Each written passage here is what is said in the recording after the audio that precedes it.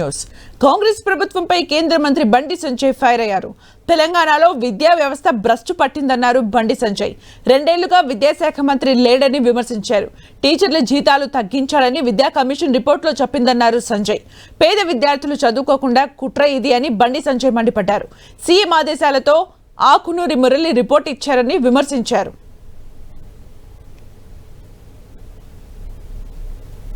తెలంగాణ రాష్ట్రంలో విద్యాశాఖ మంత్రి లేడు 2 సంవత్సరాల నుంచి. గత ప్రభుత్వంలో అదే పరిస్థితి, ఈ ప్రభుత్వంలో అదే పరిస్థితి.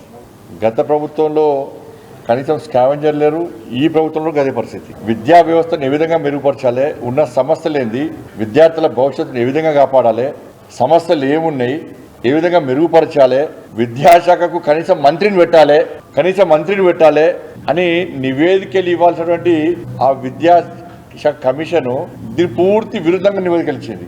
ఎందుకు నివేదికలు ఇచ్చిందంటే దీని మీద వాళ్ళకి అవగాహన లేదు. వస్తుంది వాళ్ళు విద్యారంగ నిపుణులు కాదు, విద్యాశాఖతో సంబంధం ఉన్న వ్యక్తులు కాదు. అంటే రిటైర్డ్ ఐఏఎస్ అధికారికి గ్రౌండ్ లెవెల్లో ఉన్న సమస్యలు ఏం తెలుసు ఆయనకు. ఒక విద్యార్థి సంఘం నాయకులతో మాట్లాడిండా, ఉపాధ్యాయ సంఘాలతో నాయకులతో మాట్లాడిండా, పేరెంట్స్ కమిటీతో మాట్లాడిండా, విద్యార్థులతో మాట్లాడిండా, ఎవరితో ఏ మాట్లాడి ఏ స్థితిలో కూర్చున్నారు.